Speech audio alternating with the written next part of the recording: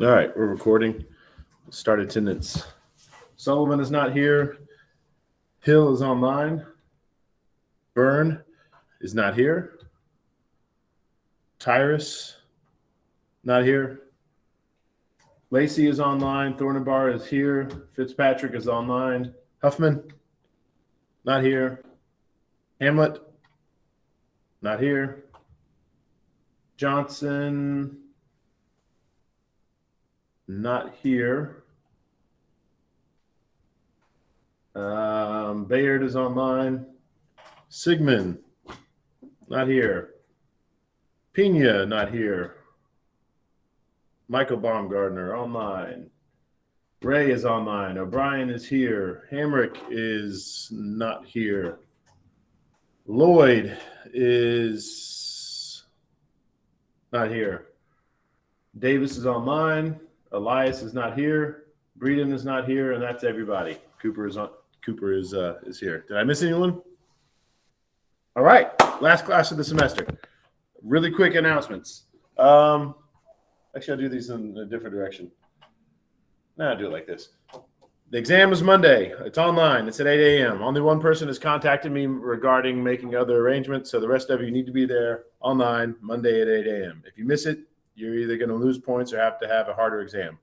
I know some of you missed like the last exam, and luckily you got back to me like right away, and you took an exam later that day, and it was just slightly harder. So the longer you wait, the longer I have to make it harder. And the reason I do that is because it's not fair to the rest of your classmates that you got to take the same exam but had longer to study for it. So again, Monday, 8 a.m. online, just like all the other exams have been. Be there or take a harder exam. Speaking of, now that we've got that out of the way, everything other than that, do Sunday. That's it. That's your cutoff. If you have absences you need to make up for with online classes, you need to do it, or with online, with the videos, you need to do it by Sunday. If you want to fix old labs that you've made mistakes on or just didn't do, you have until Sunday. If you still have some independent work you want to do, like videos and stuff, you have until Sunday. If you want to look at your spreadsheet and make sure I didn't make a mistake, I mean, I'm going to double check it, but it won't hurt for you too. Sunday is your cutoff date. Actually, you'll have all week to do that. You'll have all week to double check your grade. But anyway, everything's pretty much due on Sunday. Any questions about that? All right, pretty simple. Again, speaking of the exam, sometime this weekend, I'm going to have an exam review. So if you're interested in attending it, just send me an email and tell me when you would like to do it, and I'll just try my best to make it happen at that time, because I'm really at the mercy of you, the students, and my family. So I'll do everything I can for you. Some of you didn't watch the review last time and didn't attend it. I don't blame you if you couldn't attend it, but you didn't even watch it. You missed out on a lot of extra credit. O'Brien, you were the only one there. What was the extra credit? Do you remember for attending the exam review last time? An additional question. No, it was more than that. It was an additional 10%. So whatever grade you got on the exam, or whatever grade he got, and I think maybe one other person, whatever exam grade they got on the exam, they got a 10% boost. So if they got an 80, then I added 8 points to their exam. If they got a 90, I added 9 points. If they had a 70, I added 7 points. And I said that at the end of the video. I said, if you were here, just, you'll get an automatic 10%. I might do something like that this time too. I don't know. Either way, you should watch the exam review because it's going to help you with the exam. Any questions about anything? All right. It's crunch time. It should not be a busy weekend for me, but it probably will be because I'm here for you. If you need my help, if all of a sudden this weekend you decide you care about your grade, for those of you who haven't cared, let me know. We'll see what we can do. Anyway, let's jump into it. We were talking about biodiversity, and specifically we were talking about the reasons why we were having a decline in biodiversity. And we finished talking about almost all of them. We talked about habitat destruction, invasive species, and overexploitation. What you needed to know from that list, that habitat destruction was the worst of all of it, and invasive species were the second worst. Habitat destruction, it's easy to remember that that's the worst of it, because when you think about it, all these other things kind of fall into that category. If you pollute, which is what we're about to talk about, that destroys the habitat. If you over harvest, that's going to destroy the habitat. If there's an invasive species, that's going to destroy the habitat, right? So that's, hopefully it'll be easy to remember that habitat destruction is the main cause. Pollution, this is very simple, very straightforward. I shouldn't have much to say about this. Your book points out that air and water pollution is a contributing factor in declining populations of many species. That makes sense, right? Pollution is bad, basically. The global water cycle transport pollutants from terrestrial to aquatic ecosystems hundreds of miles away. You guys already know that. You did that lab already with the poisoned waters. That was a great example of how, chicken farmers in Maryland could affect, crab harvesters in the Chesapeake Bay. And that wasn't necessarily hundreds of miles, but anyway, think about the stuff you do here in West Virginia. If you throw a piece of litter out of your car window here in West Virginia, it'll probably somehow end up to the Kanawha River, which then could end up to the Ohio, which could end up in the Mississippi, which would then eventually lead to the Gulf of Mexico. So yeah, pollution is bad. There's also pollutants in atmospheres that are carried for thousands of miles. There's also stuff called acid rain, all the stuff you've heard about your whole life. I'm not going to be specific. Basically, your book is just pointing out that pollution is bad. It's bad for habitats. It's bad for biodiversity. And if you're interested in it, I have a whole course on it. It's called good grief, Environmental Biology, Bio 108. Anyway, any questions about pollution? Obviously, it's a lot more complicated than that, but your book just says, hey, pollution is bad. All right. If there's no questions, let's go on to the next main bullet point, which is community ecology. And I want to remind you, chapter 19, what we talked about was population ecology. So chapter 19, we were looking about the things that make a population grow and decline, right? And we were looking specifically at how members of the population might interact with each other. But now we're looking at community ecology. And I need to remind you what the difference between a population and a community is. So population is a group of organisms, individuals of the same species that are interacting with each other, right? They're using the same resources. They're breeding with each other. Again, same species, same time, same area. The community is like a population, except now just instead of looking at just the one species, you're looking at all the species in the area. So, if you were to look at the population of humans in West Virginia State University, you would just be looking at the humans. If you were looking at the community at West Virginia State University, you would be looking at the humans and all the different plant life and the cats and the squirrels and, every living thing on campus. So keep that in mind as we move forward. Speaking of which, as we move forward, I just gave you the practical definition of a community, but your book definition is this: an assemblage of species living close enough together for potential interaction. So again, it's just like a population, except now instead of looking at just one species and how it interacts with itself, we're looking at all the different species. So in this room, the layman might say we only have a population of humans, right? Because that's all I see right now are humans.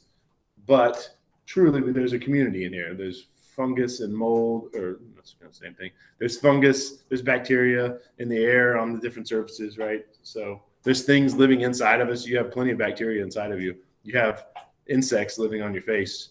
You might not know it, but they're living inside your skin pores. But anyway, that's a community. Any questions about what a community is? Next slide is a picture of a community from your textbook. I like it. It's a great picture because it does really show all kinds of stuff. And it shows the community in action. You've got this lion that probably killed that zebra and is going to eat it. You have these hyenas and those vultures who are also going to eat it, but they didn't kill it. They're scavengers. You also have the fact that both of these things are all the lions, the hyenas, and the birds are probably going to poop. And that poop will then be broken down by bacteria and different fungi. And then that will help fertilize the plants that you see growing. And those plants that you see growing will be eaten by other zebra, which will then be killed by other animals, and the circle of life continues. Any questions about what a community is? And again, it's not just the fact that there's all these different species, it's how they're interacting. And I'm kind of briefly skimmed over like how they're interacting with each other. Woo! Here's where we get some information-dense slides. But it's pretty simple stuff. The first thing we're going to talk about is interspecific interactions, and we're going to break them down into different categories. Now, remember, in the last chapter, we talked about intraspecific interactions, which is interactions between the same species. And the picture on the slide at the time was two wolves, and they were like eating, and they were kind of fighting over that piece of meat, right? So those were interactions between the same species, between the wolf. Now we're talking about interspecific, and you're going to need to know the difference between inter and intra. And I talked about this in the last chapter, and I'll briefly say it again. Just think about an interstate, right? An interstate takes you between states, all right? An interstate is not, unless it's in Hawaii, an interstate is not inside one state, right? It takes you between states. Anyway, let's talk about the different types of interactions. Here we go again. I already said this, but now you can see it in writing. Interspecific interactions are interactions between species, as opposed to in between the same species. They're classified according to their effect on the population, and that's what we're about to talk about, is all the different classifications. There shouldn't be anything to write down here because I just said it earlier, but anyway. The first word for attendance today will be, I don't know, Christmas tree.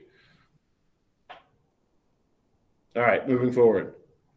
The classifications of these interactions, that we're about to talk about, there are all these different categories, and they're obviously classified.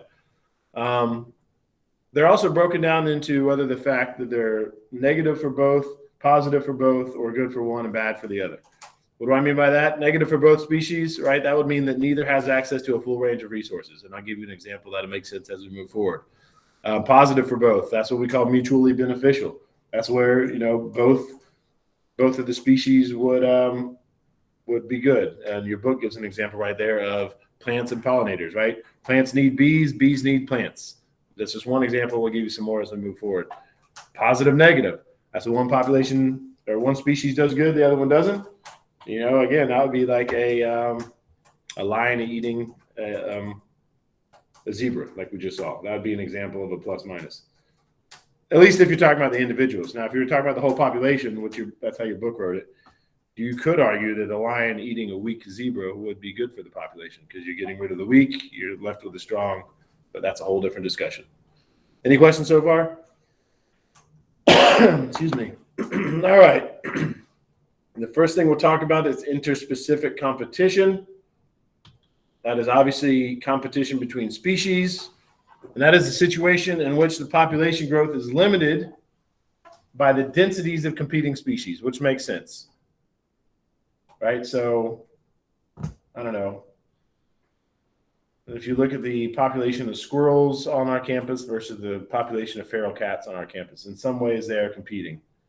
It's a better example to say they're against each other. But anyway, it would make sense that if you had competing species, that the density would make a difference. Going back to that picture that I showed you earlier, both the hyena and the vulture, those are scavengers, right? Neither one of those killed the animal. They were just there to pick up the scraps. However, obviously, whichever one has more numbers to it, right? The more vultures, the better for the vultures. The more hyena, the better for the hyena, because they are competing against each other. So there you go. So what determines if populations will compete? Well, let's talk about that in the upcoming slides. Are there any questions about what's on this slide? For the exam, you need to know what interspecific competition is. And again, that's just competition between species. That's the most important thing on that slide as far as the exam is concerned. So what will determine if they can compete? Well, there's some terms you need to know to understand that. First term you need to know is something called ecological niche or niche. You can pronounce it either way. I've heard it both ways. But you need to know what it is for the exam, and because I'm going to use it in describing competing species populations. An ecological niche is an organism's total use of the biotic and abiotic resources. That's the book definition. I almost like to just say it's their job. It's what they do. And I think Monday or Wednesday, I was using examples of, when we were talking about biodiversity, I would use the example of plants and how you have all these different species of plants who can take advantage of all these different circumstances, different pH in soil, different humidity in the air, different temperatures in the air, different levels of water, different levels of shade versus full sun exposure, different carbon dioxide levels in the atmosphere, all these things. All these different species of plants do better at all these different things. Like one plant's going to be good in the shade, one's going to be good in the full sunlight, right? That would be their niche. So if I were describing the niche of a sycamore, I would be like, all right, well, it likes this much sunlight. It likes a lot of water. It likes this temperature range. That's the niche, right? That's the thing it does good in, basically. But your book gives some examples, and these are good examples because you'll see some pictures on the next slide.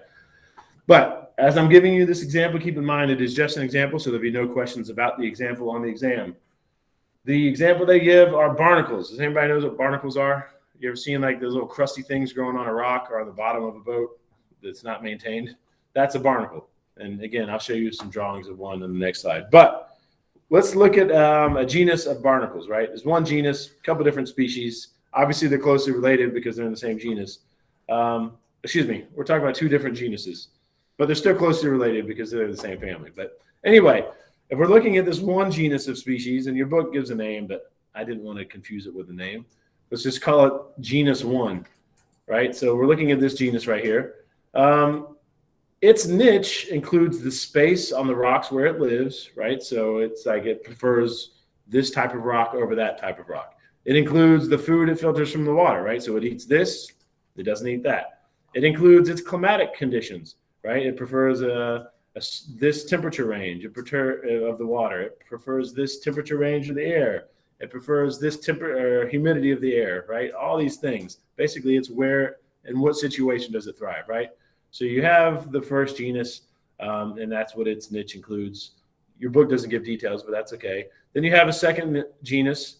It also includes the same resources. Your book didn't get specific, like how much, what does it eat, what water temperature and all that. Your book didn't get specific, but it does say that the niche of this second genus includes some of the same resources. So some of the things that this genus needs to thrive and survive, so does this other genus.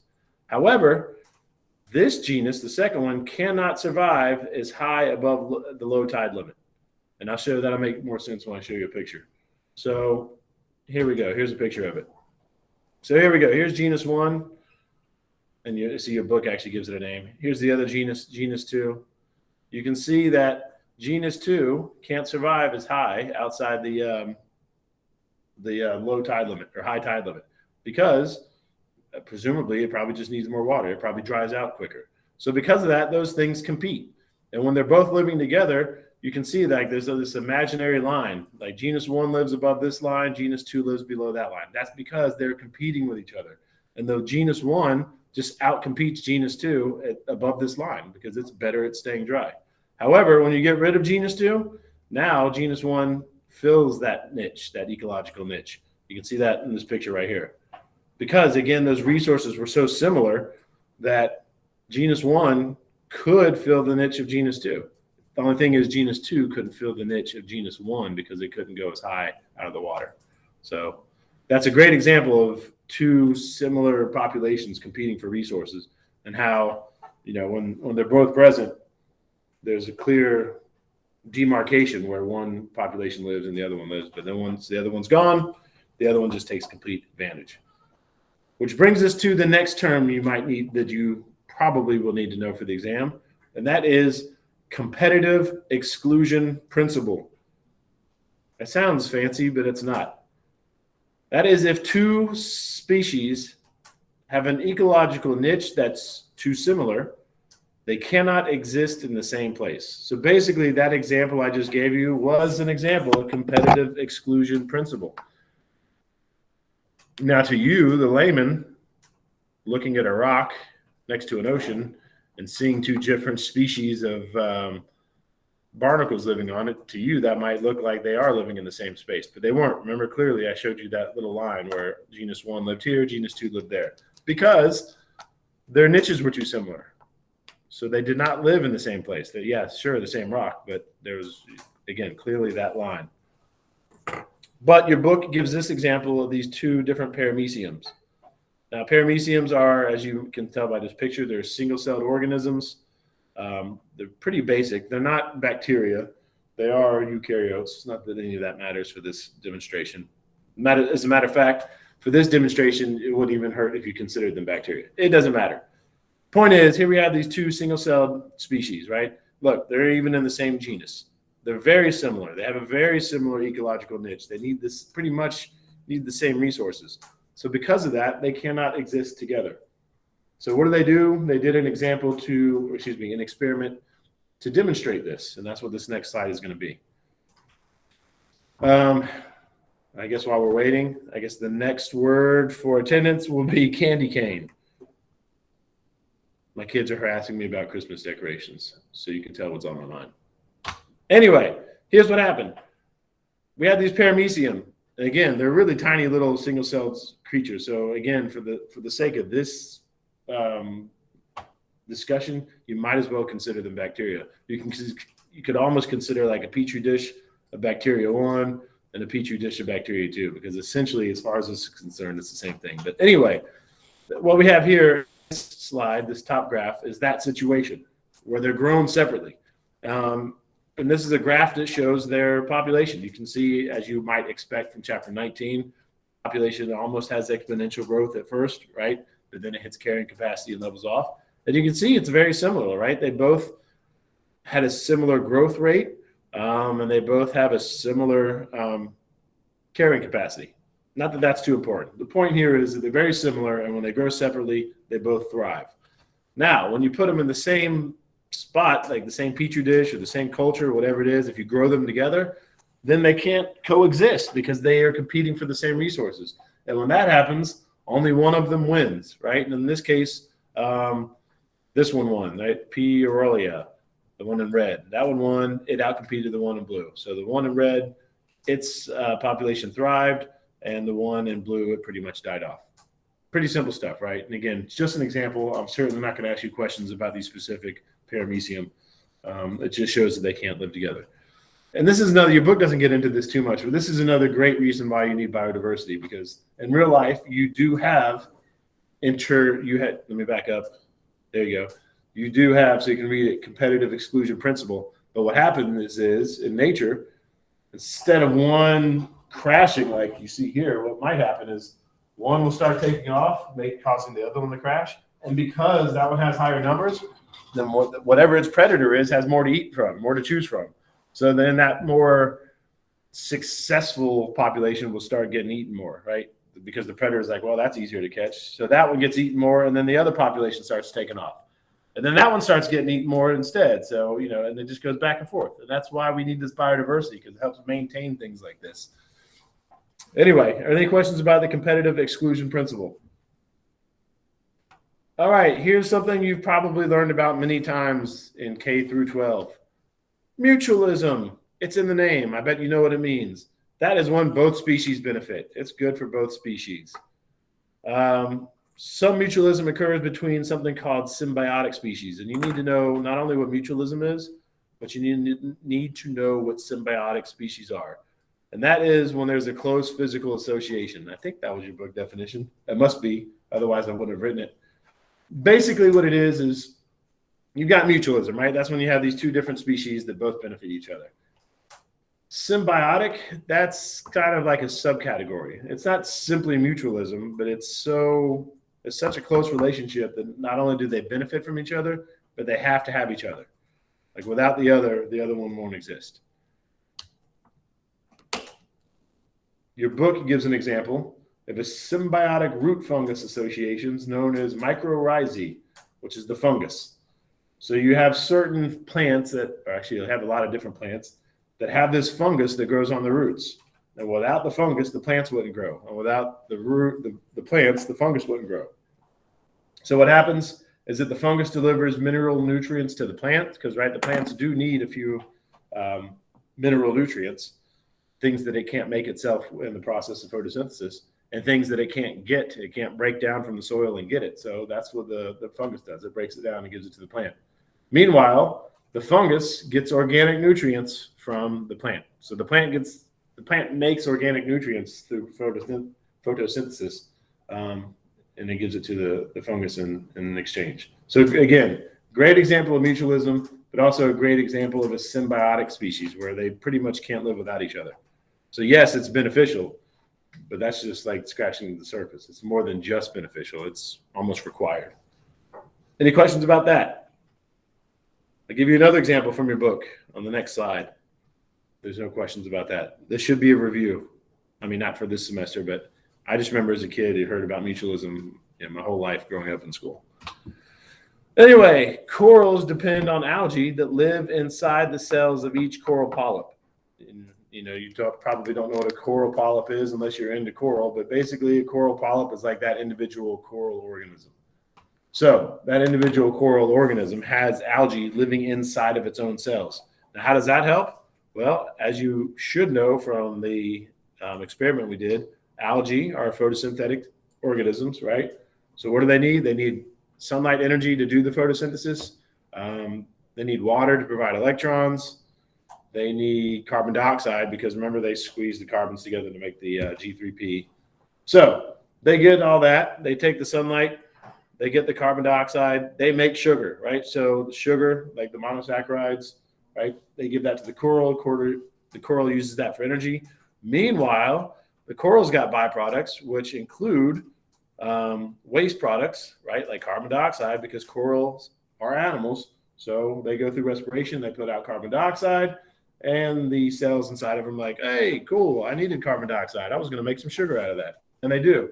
Another thing that all animals make as a waste product that I haven't talked about this semester is ammonia, right? Basically pee, some different version of pee. So they make ammonia. What's in ammonia? Nitrogen. What do we need nitrogen for? A lot of stuff, but specifically amino acids, which make up proteins, right? So all these things, it's just a great example of mutualism. And again, it is just an example. So there might be questions about this on the study guide, but there won't be questions about this on the exam. Most likely for the exam, I might just give you some other example you've never seen before. And I'll say, hey, what is this an example of? And you're like, that species benefited, that species benefited. That's a good example of mutualism. Any questions? All right, your book gives yet another example that I'm going to skip over. If you download the PowerPoint, you can watch it. There's a video that shows the relationship between clownfish and sea anemones. And that brings us to another very easy one that hopefully we can go through quickly because, again, you've probably heard about this your whole life. It is predation. And as you probably already know, predation is when one species eats the other. I should say kills and eats. That's the important part. Because parasites, for example, parasites might eat. This might be one species eating the other, but a parasite does better if it doesn't kill you. It does better if you thrive and it can just continue eating you your whole life. But anyway, yeah, that's predation. One species kills the other. Obviously, that's a plus-negative relationship. One species benefits, the other one doesn't. Your book also goes on to talk about how there's numerous adaptations for predator avoidance that have evolved in prey populations. Excuse me. Excuse me. Anyway, yeah, and again, the same example of a lion eating a zebra. That is a good example of predation, right? That's one species eating another. It's also a great example of adaptations because why do you think a zebra has stripes? Anybody know what that's about? When they're in a group, it makes them hard to see, doesn't it? Yeah, it's basically, in a sense, it's camouflage. Now, that one doesn't look camouflage, but like he said, when they're in a group, in a sense, they are camouflage because it's just a bunch of white and black stripes just going every which way. It would be hard to pick a target. Now, I've also read some papers that there's other benefits. Maybe something had to do with insects, too. It makes them hard for them to find. Yeah, I guess that would be the same thing, yeah. But yeah, so again, just a great example. That is how they evolved those stripes. I wouldn't say why, because if you say why, that suggests that they did it on purpose. And they didn't. As you guys know about natural selection, it was not done on purpose. Anyway, some book examples of adaptations to avoid being eaten. Speed, right? That's why antelopes are so fast. That's why rabbits are so fast. But that's also why prey are so fast. And it's like an arms race. Generation after generation, the fastest of the antelopes are going to survive and reproduce. Therefore, the population is going to get faster and faster. But generation after generation, it's going to be the faster of the lions in this example that can catch the prey that eat and pass along their genes, right? It's going to be the slow ones that die. So every generation, right, just gets a little bit faster for both in theory. So that's one example. Another example that your book gives are mechanical structures. What do we mean by that? Porcupine's quills, a clam's hard shell, a turtle shell, right? The outside of an armadillo, all that kind of stuff that provides protection. Any questions about those two examples? There's another one coming, even though we've already talked about it sort of when we talked about zebras. All right, that is called camouflage. In case you don't know what camouflage is, That's something that helps you hide. There you go. You're learning a lot in biology today, right? Your book also calls camouflage cryptic coloration. I'm not going to go on to talk about that. It's very simple. If the optics here suck, otherwise I would ask you what that picture is, or this picture, or that picture, but the optics suck and we're short on time, so I'm going to move forward. There's also a video that shows seahorse camouflage. If you download the PowerPoint, you can watch it. Any questions about camouflage? All right, the next one's pretty simple too. Not as simple as camouflage, but it's still pretty simple. Warning coloration. So again, we're still talking about adaptations to avoid being eaten, right? Warning colorations. Those are bright patterns of yellow, red, or orange with black that marks animals that are effective, that have effective chemical defenses. Of course, when you think of chemical defenses, you might think of like, getting squirted or something or smelling something, but also includes poison and venom. Now remember, something that's poisonous kills you if you eat it. Something that's venomous kills you if it bites you. Basically, it doesn't always lead to death, but that's the best way to remember the difference between the two. Anyway, predators associate these colors patterns with undesirable consequences, including bad taste or a painful sting.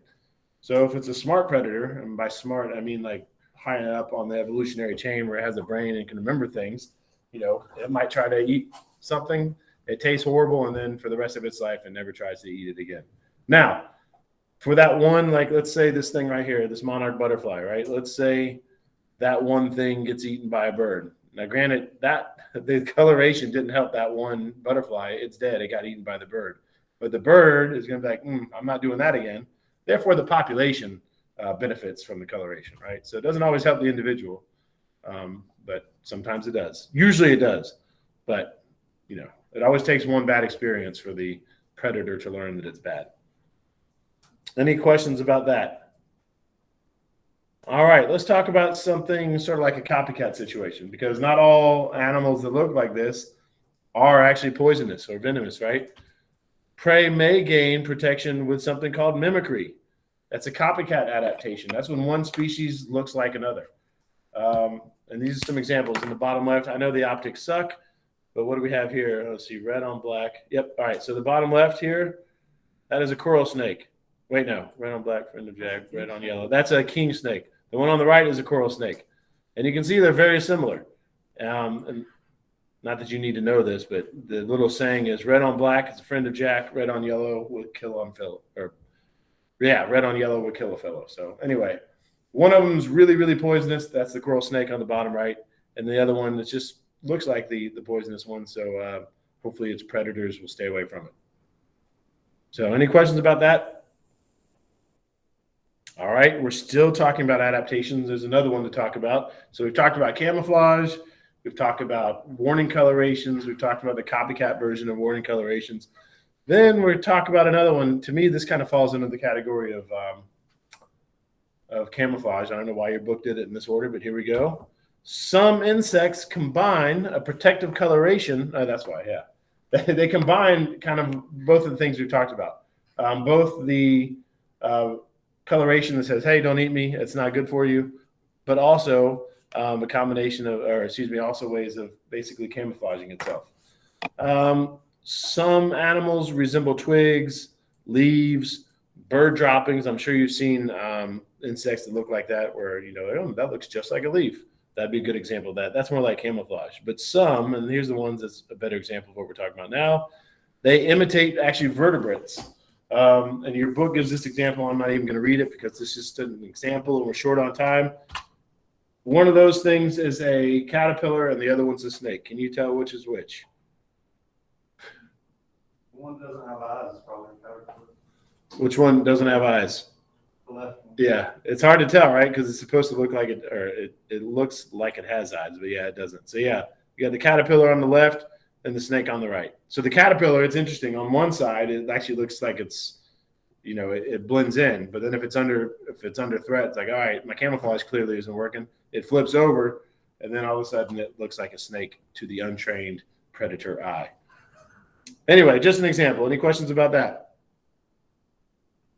All right, here, the next one's going to be really easy. You've heard of it before. What do you call it when something eats plants? not humans, because you would call that vegetarian or whatever. Herbivore? Yeah, an herbivore eats plants, right? So the next thing we're going to talk about is herbivory. It's basically the same as predation, but instead of killing and eating another animal, you are killing, or maybe not necessarily killing, but at least eating a plant.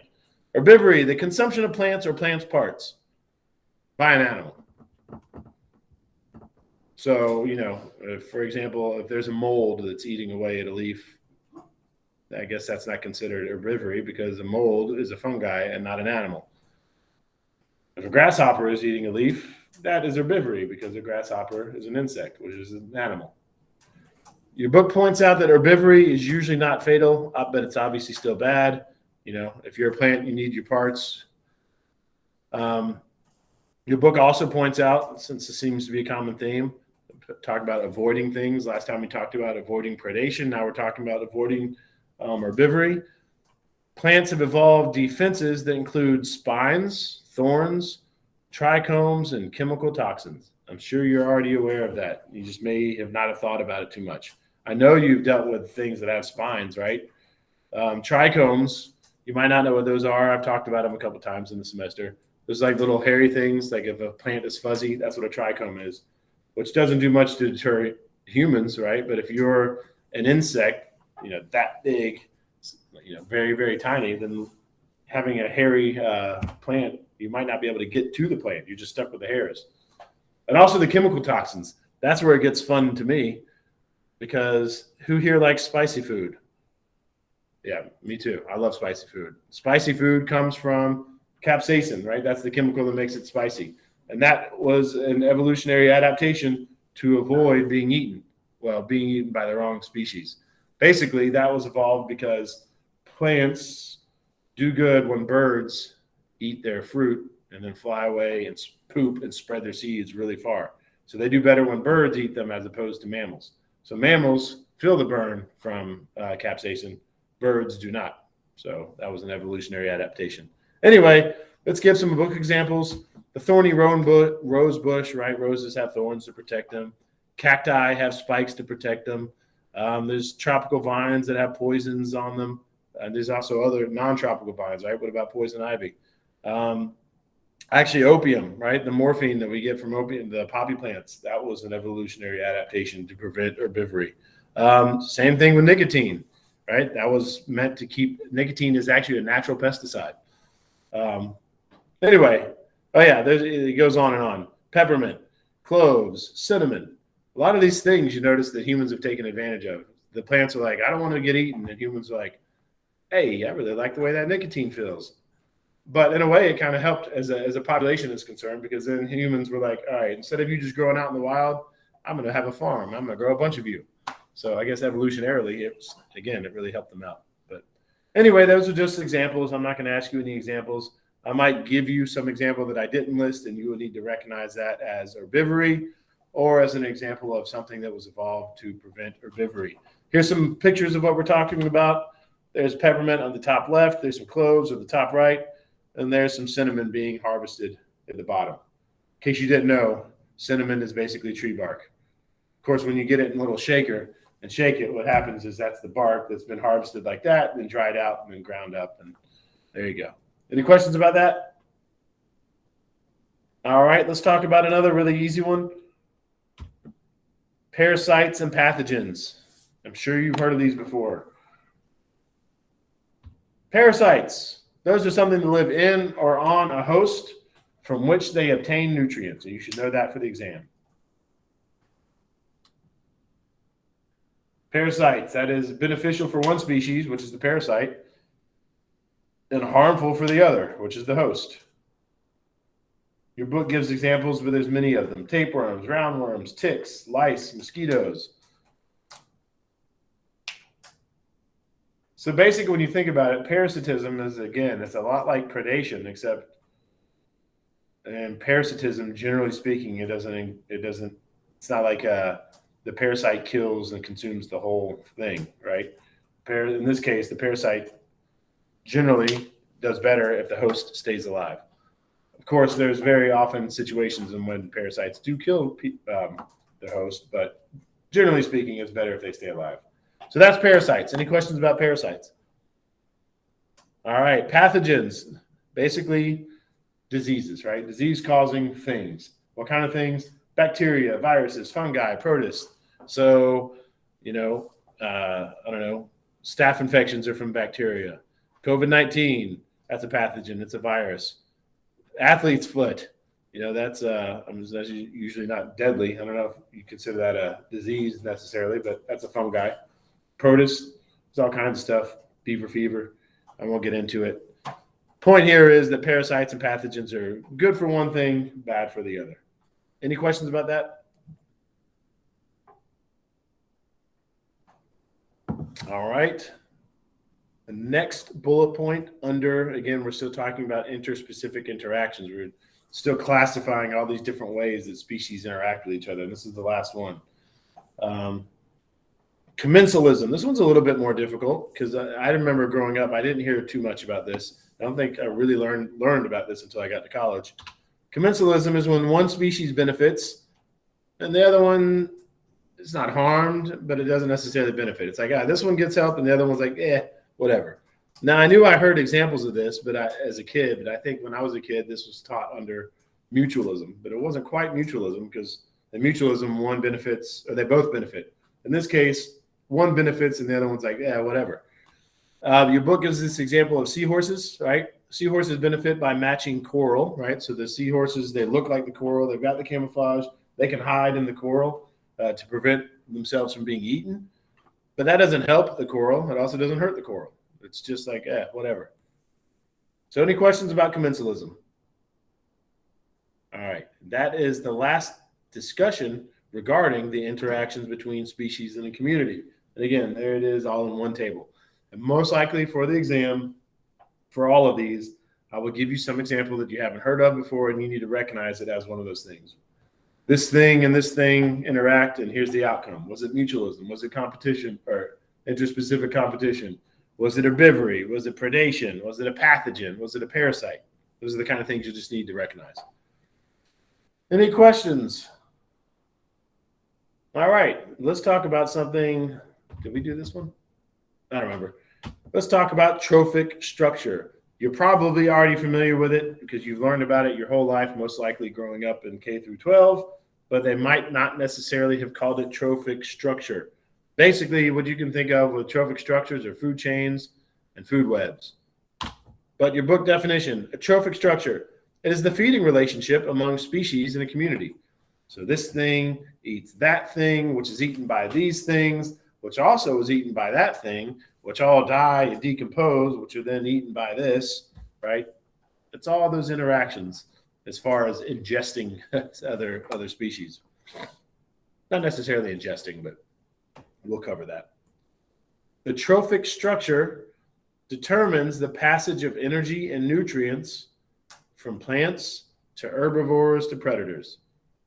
So basically the bottom, right, the producers, as we already learned multiple times in this semester, are the photosynthetic organisms, right? Those are the things taking these inorganic nutrients from the soil, getting some electrons from the water and the energy from the sun and the carbon from the air, and making organic nutrients for the rest of the organisms to benefit from. So the sequence of the transfer between trophic levels is called the food chain. So again, when you think of good grief, photosynthetic organisms, right? And those things are eaten by herbivores.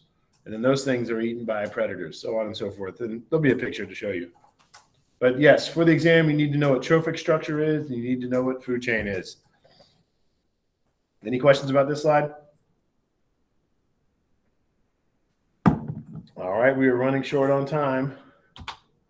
Here we go. Here's some examples of some food chains. Two different examples. This is not from your book. Well, this might be from your book. I don't remember. Anyway, you've got a terrestrial example on the left and an aquatic example on the right. Either way, it's a common theme here, right? You have the photosynthetic organisms at the very bottom. Those are the things providing all the energy and nutrients for everything else. Those are called your primary producers. The next step up, what eats the primary producers is the primary consumers. What eats those things? The secondary consumers. What eats those things? The tertiary consumers. And then finally, what eats those things is the quaternary consumers. And it does not always get that high. And it very, very, very, very rarely goes even higher. And you'll learn why in the upcoming slides.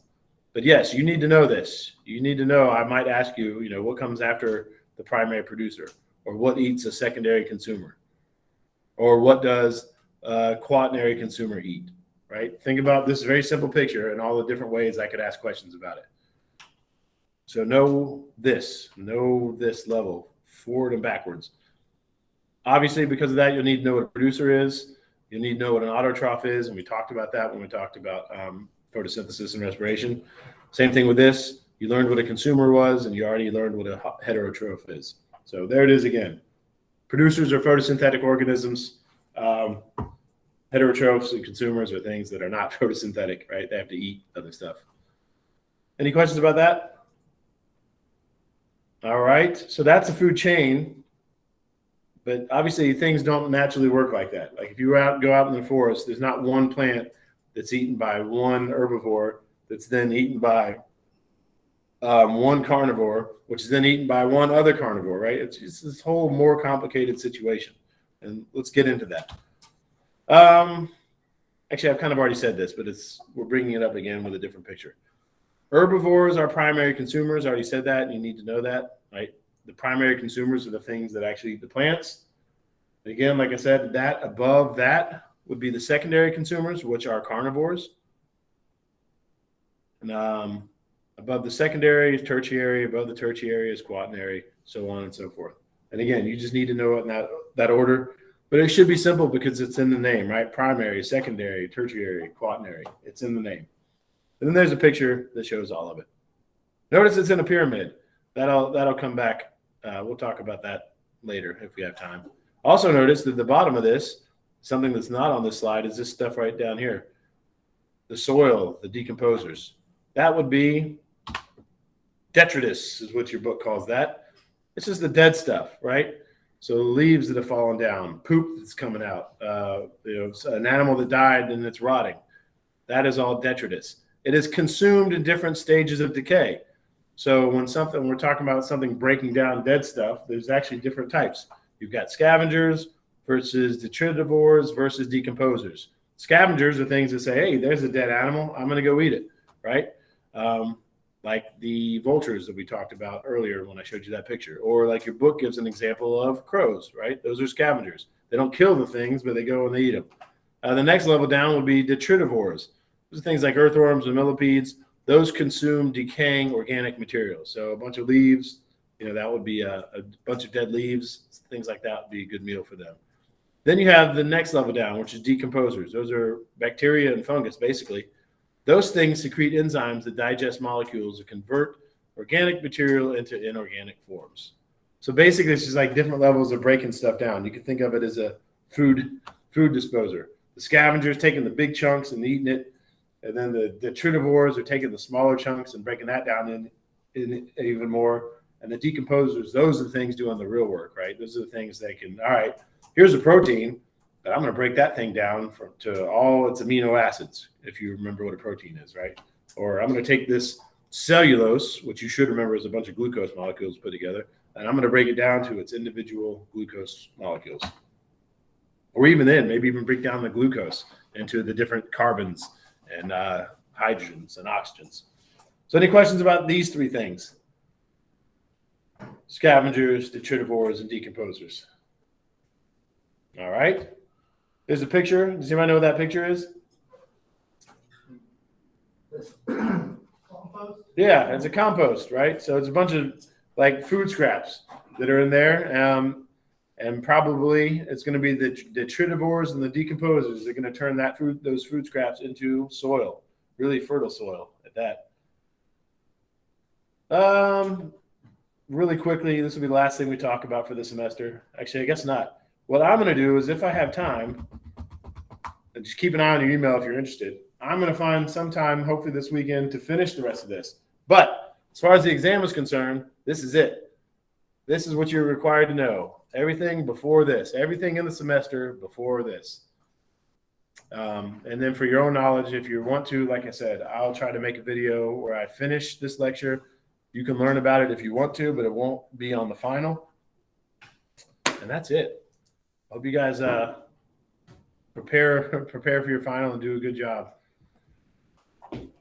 If you graduate, I hope you go on to do good things. And if it's not time for you to graduate yet, I just want you to know I'm always here for you, even if I'm not your professor anymore. If you need help with other classes, you know I used to take other classes too. So actually, that can be said for this week too. If you've got enough final from some other class and you need help, let me know. If I can help you, I will. If I can alleviate some stress in your life, I'll be glad to help. But good luck with everything you do. And I will see you on Monday. I'll be online for the final if you have any questions, but you don't need to be online if you don't need to. Professor. Yes. Well, was there any more words? Nope, that'll be it. Okay. Once Appreciate again, good question.